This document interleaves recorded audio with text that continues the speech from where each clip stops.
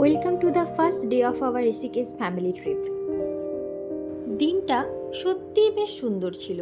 প্রথম দিনেই বাবা, মা এবং বোনকে স্টেশন থেকে রিসিভ করে আমরা বেশ এক্সাইটেড ছিলাম। ফ্রেশ হয়ে বেরিয়ে পড়লাম বেটেলস আশ্রমের দিকে। শান্ত নির্জন পরিবেশ আর চারিদিকে শিল্পের ছোঁয়া, সে যেন এক অন্য জগৎ। আমরা আশ্রমটা ঘুরে ফিরে দেখলাম, আর তারই মাঝে বনের ট্রপিক্যাল ঢংটো আছে। তারপর আমরা চলে গেলাম পরমার্থ নিকেতনের উদ্দেশ্যে। চারিদিকে পাহাড়, মাঝখানে বয়ে চলেছে মা গঙ্গা, এক অপার্থিব সৌন্দর্য।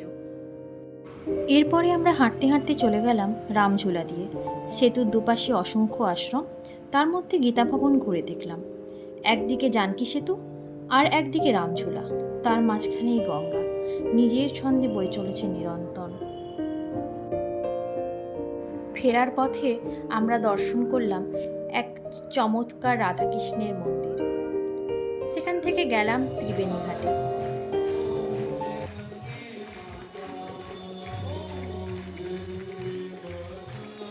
এখানে সন্ধ্যায় গঙ্গা আরতিটা যেন এক আত্মার অনুভব। বলা হয় এই ঘাটে তিনটি নদীর মিলন ঘটে, গঙ্গা, যমুনা, সরস্বতী। আমরাও মা গঙ্গার উদ্দেশ্যে পুজো দিয়ে ফুলের নৌকা ভাসিয়ে সকলের মঙ্গল কামনা করলাম।